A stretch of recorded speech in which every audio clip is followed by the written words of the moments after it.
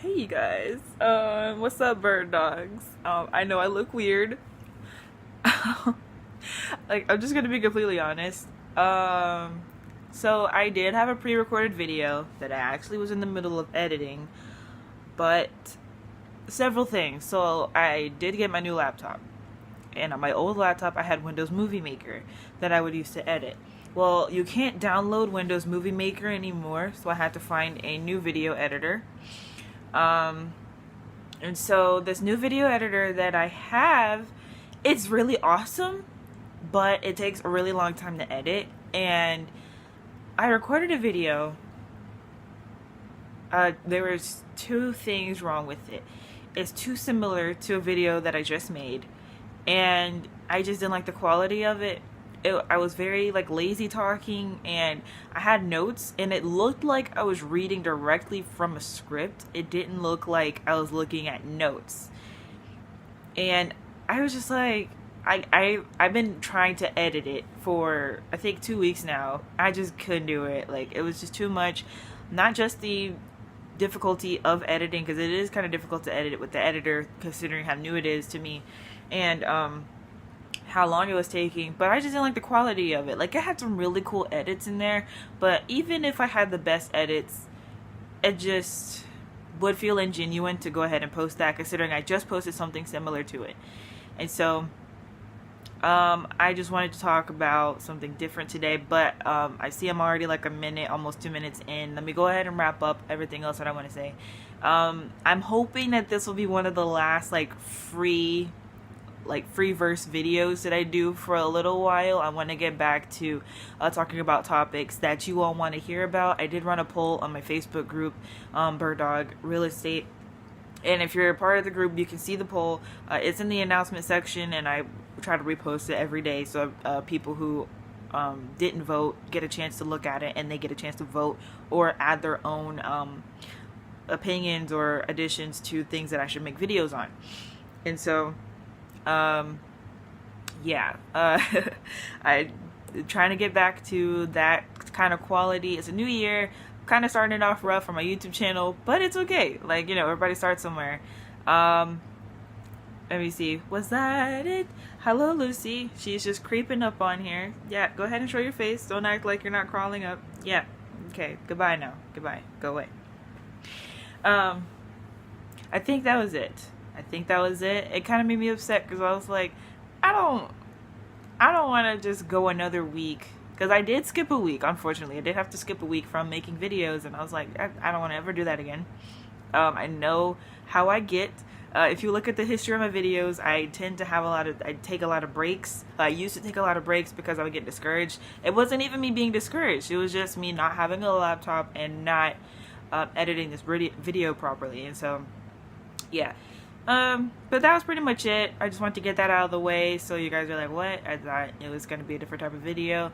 And it's no big deal. I'm just glad that you guys are here for the content and not me. I mean, maybe you do like me, but like, I'm not that important. It's what I'm going to be teaching you is what's the most important thing. So I do kind of appreciate that in a weird way. But anyway, I wanted to talk about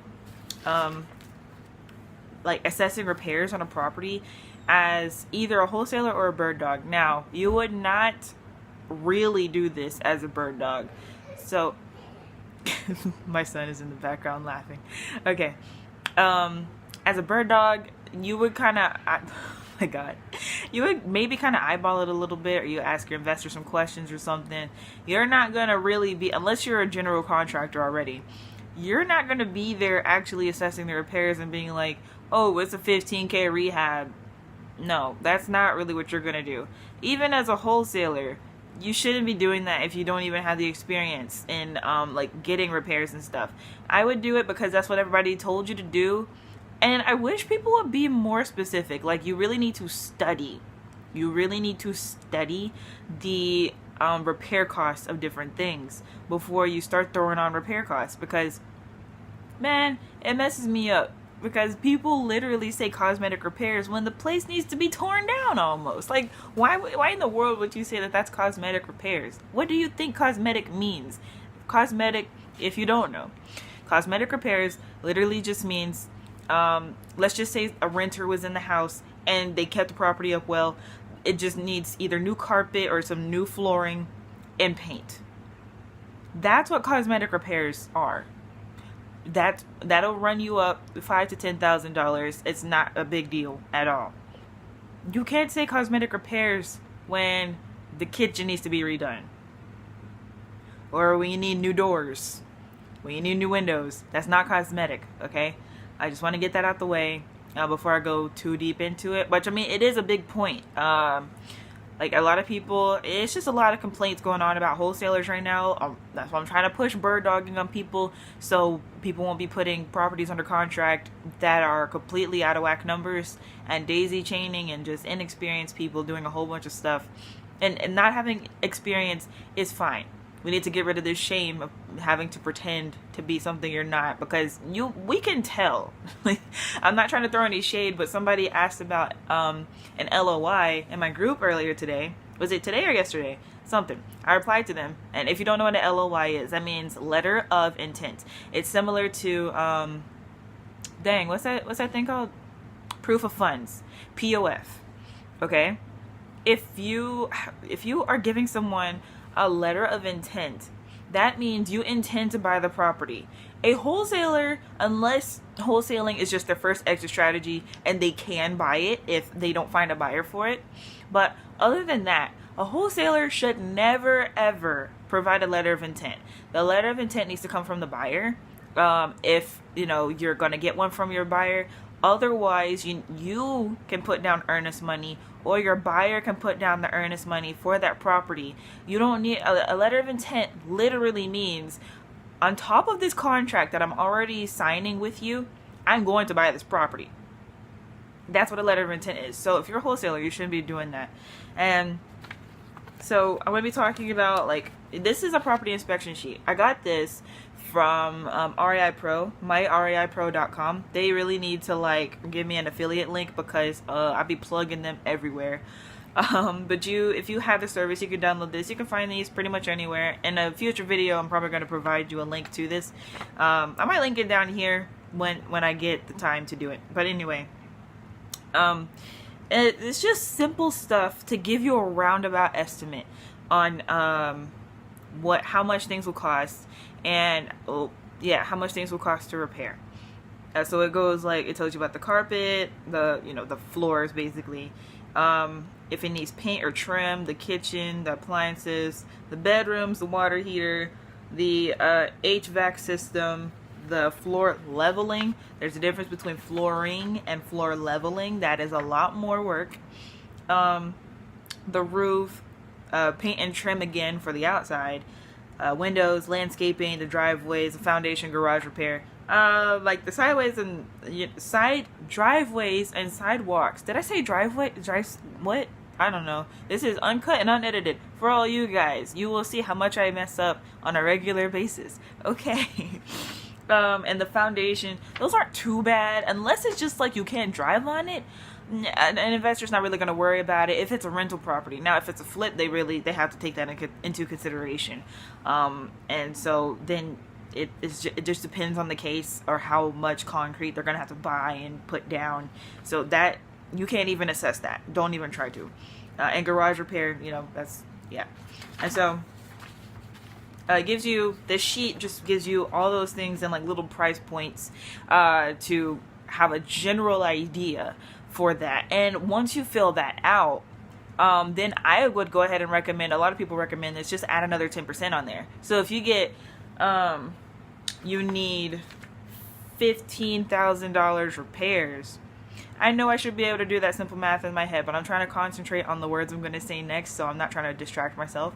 So if you need $15,000 times 10%, then that's an extra $1,500. So that's like $16,500. Yeah.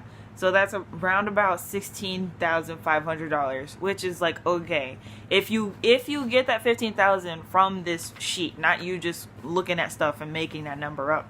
But let's just say you don't have a sheet. So if you don't have a property inspection repair sheet, then what you can do is, you really need to know your market, because in Memphis, I know I can say this confidently, you take the square footage. The typical investor here likes a 15, I'm just gonna say this, a 1,500 square foot house. That's a typical flip.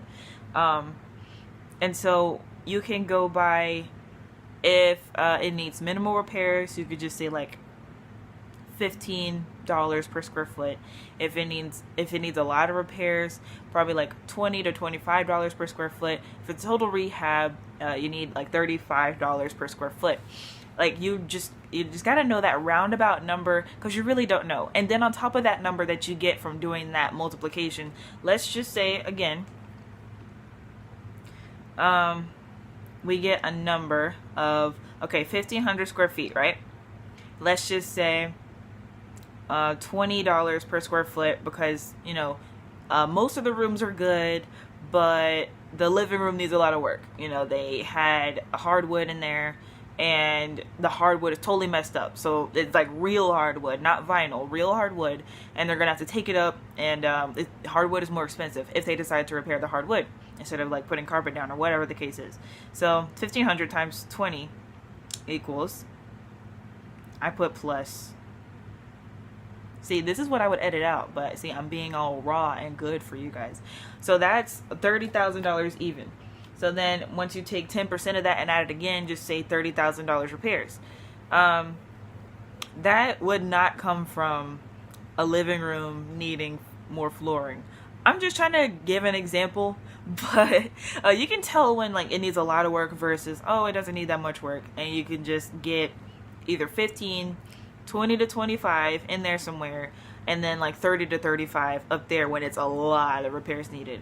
And so when that sounds like a full rehab right there, close to $30,000. So it's more than just like the living room needs to be messed up. I'm not looking at a property right now, so I can't put myself like in the mode right now. I'm in YouTuber mode right now, so I'm a lot more silly, and I have the giggles a little bit because I'm just like, oh my god. Again, I'm not editing a video right now. That's all I can think about right now. And so I'm uploading this. I'm seriously uploading this. Okay, so yeah, you don't want to give like an exact estimate anyway. What I started doing was just like listing all the things, like all the things that I listed. I will say that in my buyer packet, and I'm gonna do a video on my buyer packet too, because I be seeing how some wholesalers be presenting their properties to buyers, and I'm just like, you sending that to somebody for real? And then they send them to me, and I'm like, I don't even want to look at this. This is so disorganized. Like, anyway, so I'm gonna do a video on my buyer packet. But anyway, what I do is I go ahead and describe the condition of the property that I saw, and I already have a video anyway where I talk about the things that I see.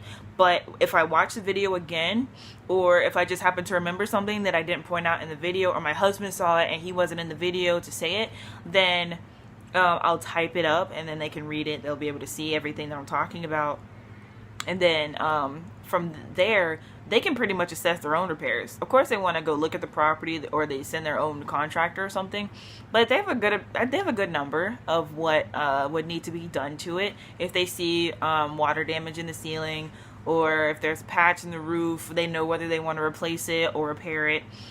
They can figure that out based on your description. Now, it's up to you to have the integrity to actually do something like that. Either give them a full description of what the property would need, or do a video of it, at least try to get a detailed video of it, or at least, if you're going to give them a number, give them a real number. You can either do the studying yourself, actual studying, up until like you could, real studying, or bring your own contractor out there and have them give an estimate. Otherwise, you're just wasting time, because when you're saying $10,000, it's actually $20,000. That's not too bad, but that's $10,000. That's a whole assignment check. So, like, really just be more mindful and have a little more courtesy, because it's just bad out here now. I mean, it's not even, maybe it was always like this because, you know, I've only been in real estate investing for about 2 years. I still very much enjoy it. I really do. I like the people I work with. But seeing the newcomers come in, or people who have been around for a while and they're just making the same mistakes, a lot of buyers are complaining. I'm not a buyer, but I'm complaining because there's this one time I was trying to sell this one property, and a guy who probably would have bought it, he said, this property has been sent to me by 9 different people. And I'm like, how did it get daisy chained by 9 different people? And you know for a fact that it wasn't just those 9 people who daisy chained it. That property was probably sent around by like 20 people, and 9 of them happened to get to that guy because he's popular for buying in that area. And so when you really just think about what's going on, you are a wholesaler, or you know, this probably doesn't even apply to bird dogs. I need to start making more bird dog specific videos because that's what I'm passionate about mostly. But I feel like for the next like month or two, I need to just complain about wholesalers for a little bit. And that is not even me complaining. It's just like, look, okay, you're doing this to become an investor yourself. If you're just trying to get a quick buck, just get out the industry. Go do something else, because you're gonna make a bad name for yourself. You're making a bad name for everybody else already, and on top of that, you're making everybody, added on to what I was saying, you're making everybody else look bad. You're making the entire industry lose integrity. Because I think Dave Ramsey was talking about it a little while ago. You didn't even need to go to the title company to be a wholesaler at one point. Like, you didn't need to go to the title company. I think that started because people started, I'm not going to say scamming people, but like, it was just a lot of distrust going on, so that third party had to be added there. I think the example he gave was going to an auction and just flipping your contract to somebody at the auction. You still can do that because, you know, it's still public information, and neither party have no idea what the real condition of the property is. So you just make like $5,000 from there, and it's never a bad deal because those are deeply discounted anyway. But the whole point I'm trying to make is you really have to think about what's going on here. It's a lot different from just selling faulty toothbrushes. You know, you sell faulty electric toothbrushes. They're supposed to last you for 20 years without changing a battery, and it only lasts for 1 year, and it doesn't even work anymore when you change the battery.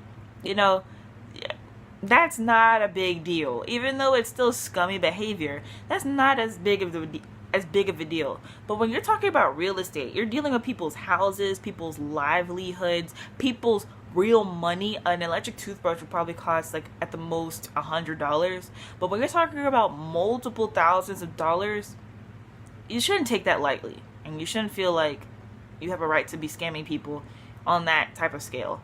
This is going on for a very long time, and I got very much off topic. I think I barely talked about the topic that I wanted to talk about. But that's what happens when you don't edit videos. Okay. But yeah, just use that little scale. If you don't know how to assess repairs, find a property inspection sheet somewhere online. I will be providing a link to this one when I can. I can't find the PDF. I just printed it out, I think. So I got to find the PDF file for it on my computer. Well, no, I got to get my old computer and then I just might download a new one. Oh my gosh. Okay. So rambling again. So yeah, just try to be as honest as possible. And if you don't know, literally just say you don't know. I don't put any numbers personally. A lot of other people are adopting that as well. They're just talking about the repairs, describing the property as good as possible, and let the buyer assess their own repairs. That's what they're doing, and I think that that's the best thing to do anyway. You try to get as low of a number as possible. Just offer whatever your offer is. If it's a flip property, offer like 50% of the ARV if you can, or lower, because from then on you have 20% wiggle room to work with, pretty much. And so it can still be a pretty good deal depending on the situation and whatnot. But yeah, it's just do your best and not try to cut corners. Just try your best. Okay. We're not all contractors out here, but we're all trying to get okay, if you buy a property from a wholesaler, would you buy from you?